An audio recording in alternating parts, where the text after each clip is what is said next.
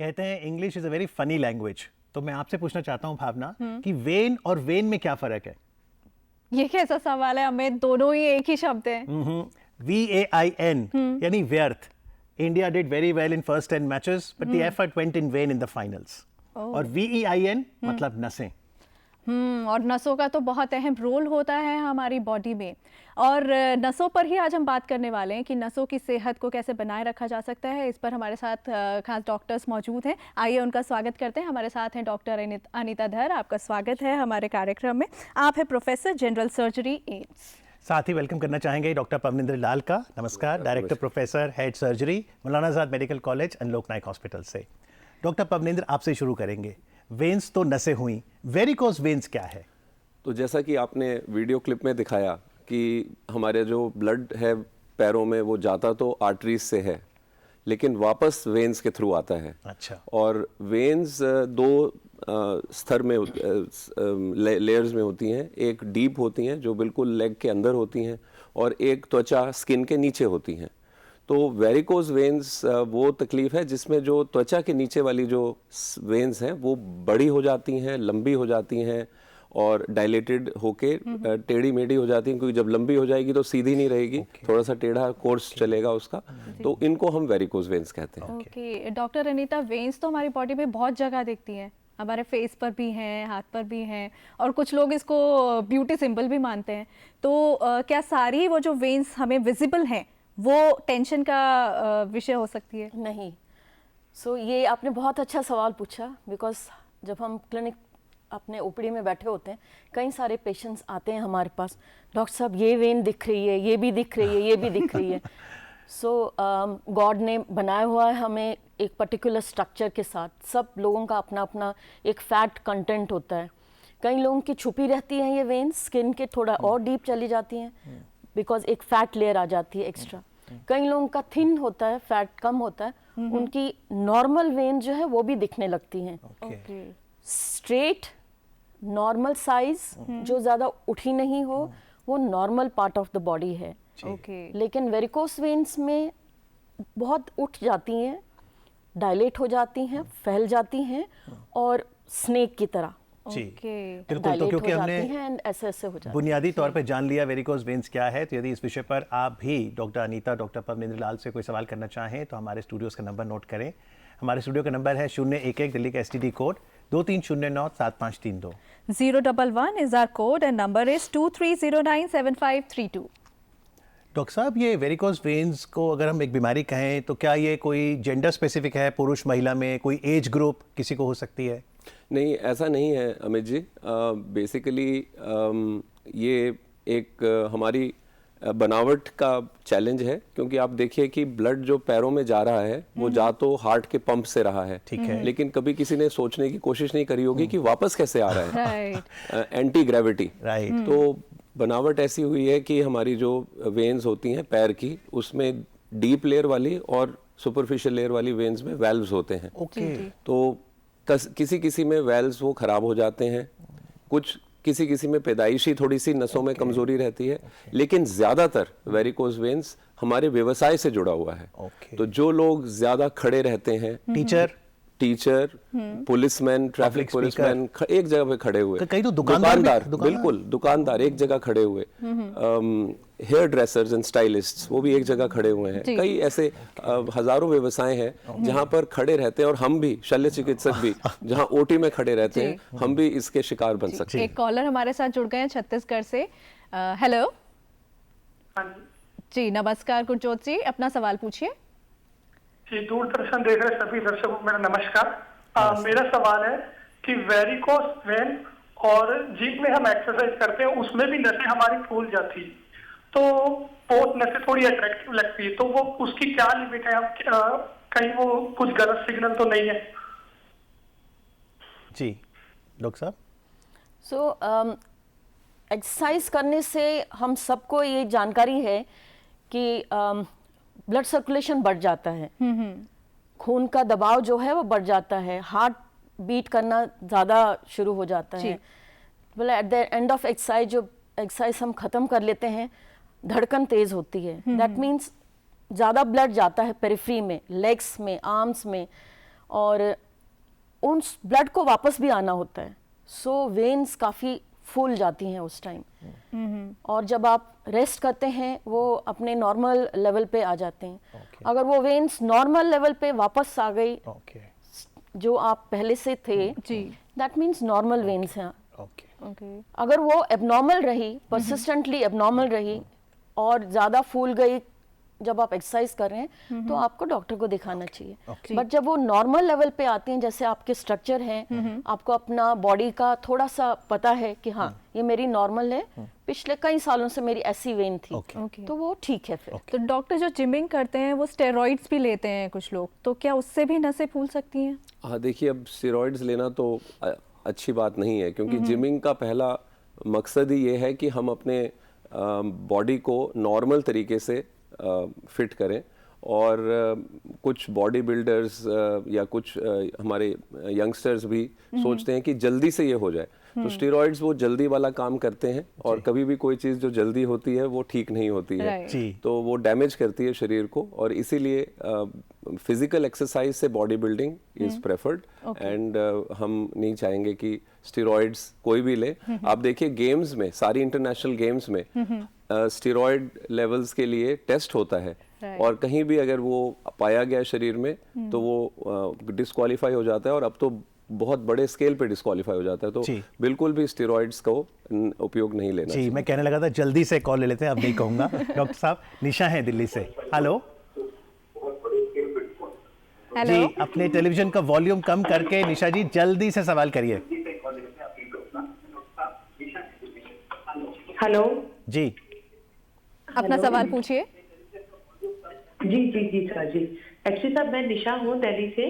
मेरा बेबी 10 साल का है, और मुझे ये प्रॉब्लम जो हुई वो प्रेगनेंसी के टाइम के बाद हुई, और अब जो मुझे दोनों पैरों की फिलिया है, दोनों में ही पीपल की जड़ों जैसा है, और अब मैं जब भी मंथली पीरियड आते हैं तो मुझे इतना ज्यादा पेन होता है, इतनी प्लम्परिंग होती है कि ऐसे फट जाएगा ये। मैं इस चीज से बहुत ज्यादा परेशान हूँ, मुझे क्या करना चाहिए? जी डॉक्टर अनीता। कि कई सारी लेडीज़ जो प्रेगनेंसी के बाद आती है हमारे पास कंप्लेंट के साथ, प्रेगनेंसी में कई सारे हार्मोन्स की बदलाव आ जाता है, बहुत ज़्यादा बढ़ जाते हैं हमारे लेडीज़ के हार्मोन्स, और उसमें वेन्स भी हिट होती हैं। सब में नहीं होता है, बट कई लेडीज़ में हो जाता है, और वेरिकोस वेन्स डेवलप हो जाते हैं। कई लोग हमारे प्रेगनेंसी के बिगनिंग में ही आते हैं एडवाइस सीख करने, बिकॉज उनकी एक्सपीरियंस होती है कि फर्स्ट प्रेगनेंसी में हुआ, अब सेकेंड में शुरू हो रहा है, या थोड़ी परसिस्टेंट थी, अब क्या करना चाहिए, बिकॉज पेन होती है, डिस्कम्फर्ट काफ़ी होता है। सो उनको इंटरवेंशन या कोई ट्रीटमेंट उस टाइम नहीं देते हैं, बिकॉज प्रेग्नेंट होती हैं। एडवाइस देते हैं कॉम्प्रेशन गारमेंट पहनने के लिए, थोड़ी एक्स्ट्रा चीज़ें जो लाइफस्टाइल ठीक करने के लिए, उनकी सिम्टम्स बेटर करने के लिए, ताकि वो प्रेगनेंसी का टाइम बिताएं। तो ऐसे में क्या घर में कई बार कहते हैं सिकाई कर लो, गरम करें या फिर कोल्ड कंप्रेशन करें? नहीं, वो सब की जरूरत नहीं है। इनफैक्ट वो प्रॉब्लम दे सकता है। और इनका डिलीवरी हो चुकी है, तो अभी जो एबनॉर्मल वेन्स रह गई वो तो रह गई, तो वो प्रॉपर उनको ट्रीटमेंट कराना चाहिए और डॉक्टर की हेल्प लेनी चाहिए उसमें। डॉक्टर लाल, क्या बच्चों में भी ये प्रॉब्लम हो सकती है? नहीं, ये नॉर्मली बच्चों में नहीं। जैसे मैंने आपको बताया कि ये सारी हमारे व्यवसाय से जुड़ी हुई चीज़ें हैं, बॉडी हेल्थ की, हमारे वर्टिकल स्ट्रक्चर की, ये हम कीमत अदा करते हैं। तो थोड़ा थोड़ा करके ओवर पीरियड ऑफ टाइम ये डेवलप करती हैं। तो कोई अगर बोले कि मैं 10 दिन का व्यवसाय कर रहा हूँ, तो उससे वेरिकोज वेन नहीं बनेगा। लेकिन हर महीने, साल, कई सालों के व्यवसाय से, और अगर वो हमारी मूवमेंट से रिलेटेड नहीं है, तब जाके varicose veins around mid late 20s, 30s, 40s का, mainly 30 to 40 years of age group में ये है। तो निदान क्या है डॉक्टर इसका? ट्रीटमेंट कैसे करें? दवाई से है या फिर आप दोनों सर्जन हैं कि सर्जरी करनी पड़ेगी? तो पहले तो हमेशा हर पेशेंट को ये अप्रीहेंशन होती है कि क्या करना है। तो जब भी उसके तकलीफ हो, तकलीफ क्या होती है, पैरों में भारीपन आ जाता है, थोड़ी सी स्वेलिंग आ सकती है, सूजन आ सकती है पैरों में, और कई बार जब ये वेरिकोज वेन्स बहुत लंबे अरसे तक रहते हैं तो पैर के पास, एंकल के पास घाव बन सकते हैं। वहाँ पर घाव बनने के पहले और उसके बाद इचिंग हो सकती है, जिसको वो स्क्रैचिंग करेंगे, स्किन के चेंजेस हो जाते हैं, बदलाव हो जाते हैं। तो जब ये शुरू के ही लक्षण हो तो सर्जन को, शल्य चिकित्सक को ज़रूर दिखा लें, ताकि हम इसकी इन्वेस्टिगेशन करें। और इन्वेस्टिगेशंस में जो सबसे important investigation obviously clinical examination है, जिसमें हम डायग्नोज करते हैं कि ये कहाँ पर किस लेवल की बीमारी है, और अंदर की जो वेन है, जो मेन अंदर जो पैर के अंदर की वेन है, वो कहीं ब्लॉक तो नहीं है या वो खराब तो नहीं है। क्योंकि एक चीज ध्यान दीजिए कि अगर रक्त ने, ब्लड ने वापस बॉडी में, हार्ट में आना है तो नॉर्मल चैनल चाहिए, और कई बार अगर नॉर्मल चैनल अंदर वाला वो ब्लॉक्ड है या खराब है तो बाहर की नस ही उसका ऑल्टरनेटिव रूट है। तो उस वक्त उस ऑल्टरनेटिव रूट को हम सर्जरी से ठीक नहीं करते हैं। तो ये सब देखने के लिए कुछ इन्वेस्टिगेशंस करी जाती हैं, अल्ट्रासाउंड, डॉपलर, ये सब करते हैं अपने क्लिनिकल एग्जामिनेशन के साथ। तो डॉक्टर अनीता, क्या कोई थेरेपी भी दी जाती है इसकी ट्रीटमेंट में? ट्रीटमेंट में 2 कंपोनेंट्स होते हैं, 2 हिस्से हैं। एक तो है जो नॉन इंटरवेंशनल सर्जरी के अलावा जो है वो बहुत ही महत्वपूर्ण होता है। That means first of all exercise लोग भागते हैं ऑपरेशन कराने के लिए, इसका कोई लेज़र करा रहा है, कोई कुछ करा रहा है, बट वो एक इम्पॉर्टेंट कंपोनेंट जिसके कारण ये शुरू हुआ उसको एड्रेस करना ज़रूरी है। That means every 20 minutes sedentary people, जो ऑफिस पीपल है, बहुत लंबे टाइम के लिए बैठे रहते हैं एक ही जगह में, उनको भी they are also vulnerable. So advice ये होती है कि हर 20-25 मिनट में थोड़ी देर के लिए उठें और मूव अराउंड करें। कोई खास एक्सरसाइज पैरों की जो बैठे बैठे कर सकते हैं? बिल्कुल है। जैसे एक्चुअली क्या है, जैसे ऊपर हमारा हार्ट है जो पंप करता है ब्लड, और पेरिफेरी में एक और हार्ट है जिसको काफ मसल्स, जो हमारी सबसे नीचे पीछे के मसल्स बल्क होता है, वो पेरिफेरल पंप कहलाता है। अच्छा, ओके। सो उस पेरिफेरल पंप को एक्टिव रखना होता है। वो बिल्कुल चुपचाप बैठा रहे, आप 8 घंटे तक कंप्यूटर पे बैठे हैं और ये सब है, स्टैग्नेशन होती है, कई सारे क्लॉट्स बनने के चांसेस होते हैं, वनरेबिलिटी ज़्यादा बढ़ जाती है। तो वो ज़रूरी है उस काफ को एक्टिव रखना। एंकल की एक्सरसाइज करना ज़रूरी है। जी, यानी एक तो है कि लॉन्ग स्टैंडिंग अगर आपका ऑक्यूपेशन है तो भी हो सकता है, या अगर आपकी सेडेंटरी लाइफस्टाइल आप बैठे रहते हैं तो भी हो सकता है। फिलहाल हरियाणा चलते हैं, ओम प्रकाश जी हैं फोन लाइन पर। हेलो। आगे वाले समय में रूप से बेहतर होगा, उसमें आपको चिंता करने की कोई आवश्यकता नहीं है। थोड़ा करिए, ओम जी अपना प्रश्न दोबारा रखें। हेलो। हाँ जी ओम जी, अपना प्रश्न पूछिए। मेरी उंगली और अंगूठे की नसें सुन्न हो गई हैं। अच्छा, उसमें क्या जो वेन भी बाहर आती है? नहीं जी। अच्छा, कब से सुन? पूरे अगले हिस्से। एज। ओके, आपकी उम्र कितनी है? हेलो। हाँ जी, आपकी उम्र कितनी है ओम प्रकाश जी? उम्र 80 साल है जी। 80 साल। और ये समस्या कब से आपको? ये अभी कोई 4-5 महीने से ऐसा हुआ है। डॉक्टर साहब। ओम जी, 80 साल की आप यंग है, लेकिन हमें ये बताना ज़रूरी है कि खाली वेन्स शरीर में तकलीफ नहीं देती हैं। एक और कंपोनेंट जो अभी आपको बताया गया, आर्टरीज होती हैं जो दिल से नसें निकलती हैं और लेग्स में जाती हैं, जो खून लेके जाती हैं। कभी कभी उन नसों में हमारी बढ़ती हुई उम्र के हिसाब से फिर उसमें भी खून का दबाव कम हो जाता है। एक वो रीज़न है, और दूसरा है वो कह रहे हैं कि सुन्नपन है। दूसरी चीज़ होती है कि कमर में कभी कभी कॉम्प्रेशन होता है, जो रीढ़ की हड्डी, हमारा जो कॉर्ड जिसमें से नसें नीचे जाती हैं, महसूसियत की नसें जो होती हैं, उसमें कभी कभी दबाव होता है, उससे भी नमनेस आ जाती है। तो ये 2 अलग चीज़ें हैं जो उनको थोड़ा डॉक्टर को दिखाना तो चाहिए। एक तो है डॉक्टर लाल कि हम समय से डॉक्टरी सलाह कर लें अगर कहीं हमें लगता है वेरिकोज वेन्स हो सकता है। अगर मान लो कोई समय से डॉक्टर के पास नहीं आता, तो क्या वेरिकोज वेन्स की कुछ और कॉम्प्लिकेशंस भी हो सकती हैं? जी, मैंने आपको जैसे बताया था पहले कि वेरिकोज वेन से पहले थकान बढ़ेगी, फिर इचिंग होगी, जख्म बन जाएंगे पैर में। तो समय से उपचार कराना तो बहुत ज़रूरी है। प्रिवेंशन की तरफ हमारा बहुत झुकाव रहता है, और जैसा कि हमने पहले भी डिस्कस किया कि जो ये सारे व्यवसाय हैं जिसमें लोग लंबे अरसे तक खड़े रहते हैं, एक तो वो पीरियोडिकली एक्सरसाइज करें, अपनी काफ की टिप टो मूवमेंट्स करें, जैसे आप और मैं अभी कर रहे हैं। बिल्कुल। ये कितनी देर करें डॉक्टर साहब? 4 से 5 मिनट बीच में। और दिन में कितनी बार? हर 1-1.5 घंटे में करते रहें। देखिए फ्लाइट्स में सब लोग कहते हैं कि पानी जरूर लीजिए और थोड़ा सा चलिए, क्योंकि फ्लाइट्स जब लेते हैं तो आदमी बैठ जाते हैं लंबे अरसे, 8, 10, 12 घंटे की फ्लाइट में, उसमें खून में क्लॉटिंग होने के चांसेस हो जाते हैं, वो डीप वाली नसों में। और जो लंबे समय तक खड़े रहते हैं उनको स्टॉकिंग्स पहननी चाहिए। तो हमारे पास आजकल ग्रेजुएटेड कंप्रेशन स्टॉकिंग्स आती हैं, जो हमारे नॉन ऑपरेशन का एक बहुत इंपॉर्टेंट। तो ये स्टॉकिंग सॉक्स की तरह, जैसे कि बिल्कुल सॉक्स की तरह नीज तक आती है, नीज तक, अपर थाइज तक भी आ जाती है, डिपेंडिंग कि हमारा किस लेवल तक प्रॉब्लम है। बिल्कुल ऊपर जब जांग तक होती है तो गार्टर बेल्ट के साथ उसको पकड़ते हैं। लेकिन ये डॉक्टरी सलाह पे ही पहने, डॉक्टरी सलाह में पहन सकते हैं, लेकिन जो व्यवसाय कर रहे हैं वो तो अपनी कंप्रेशन स्टॉकिंग्स पहन के अगर करें तो आपको इतना अच्छा लगेगा, क्योंकि ब्लड पूलिंग नहीं हो रही है, तो सारा ब्लड ऊपर जा रहा है, तो थकान बहुत कम हो जाती है। डॉक्टर अनीता, एक सवाल हमेशा व्यूवर्स को परेशान करता है कि अगर कोई ट्रीटमेंट चल रहा है, मेडिसिन शुरू हो गई है, कुछ भी है, तो कितनी लंबी ये चलेगी और क्या पूरी तरीके से क्योर हो पाएगी समस्या?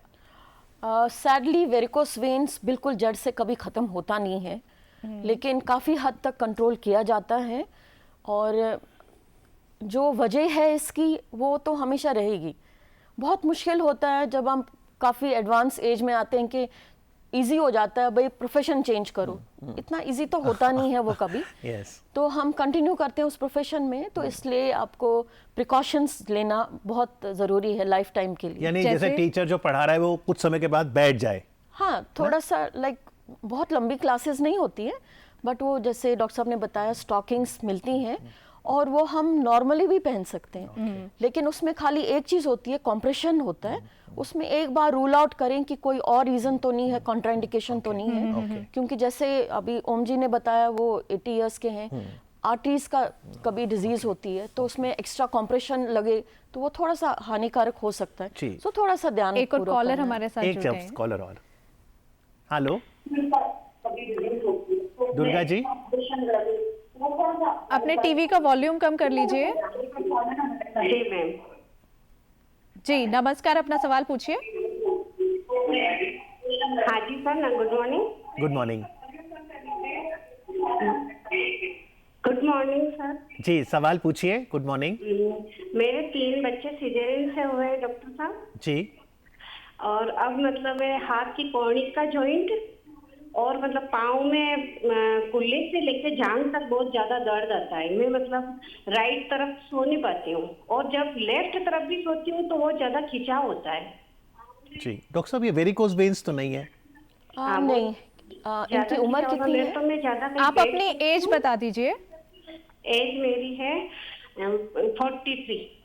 46। सो हमारे शरीर में जैसे अगर हम लेग्स को ही लें तो मसल्स हैं, जॉइंट्स हैं, बोन्स हैं, कई और स्ट्रक्चर्स हैं जो भगवान ने बनाए हैं, गॉड ने बनाए हैं, तो उसमें एक जॉइंट कंपोनेंट भी आता है। सो ये एक काफ़ी ओवरलैप हो जाता है कि ऑर्थोपेडिक्स वाले हमारे पास भेजते हैं, हम उनके पास भेजते हैं। कभी कभी क्या होता है, 2 चीज़ें इकट्ठे भी हो सकती हैं कि जॉइंट्स की प्रॉब्लम भी किसी पेशेंट में हो, जैसे कई सारे पेशेंट्स की ऑस्टियोआर्थराइटिस बिल्कुल ये होता है, और वेन्स भी दिखती हैं, मतलब वेरिकोस वेन्स। अब वो कौन सा ज़्यादा महत्वपूर्ण है 2 में से, किसका ट्रीटमेंट वो पहले कराएं, तो जॉइंट्स की इन्वॉल्वमेंट हो सकती है अलग से, जबकि वेन्स भी वेरिकोस वेन्स दिख जाए। कभी कभी वेरिकोस वेन्स होना वो हानिकारक होता है फॉर जॉइंट्स, तो वो और वर्सन कभी कर सकता है। ये एक बहुत ही एक सिलेक्ट ग्रुप है पेशेंट्स का जो वर्सन हो सकता है। चलते डॉक्टर साहब, ये बहुत रोचक आपने बात बताई। हमने कभी सोचा ही नहीं कि देखे जनाब, ब्लड नीचे तो जा रहा है ग्रेविटी से, लेकिन वापस कैसे आता होगा? ये तो चमत्कार है जो एक स्ट्रक्चर बना है। देखिए, यही बॉडी तो पूरी चमत्कार से भरी हुई है। हमारी फिल्ट्रेशन हो रही है किडनी से, हार्ट से पंपिंग हो रही है। अगर हम घर का पंप कभी खुला छोड़ देते हैं तो जल जाएगी मोटर, लेकिन ये देखिए कैसा पंप है।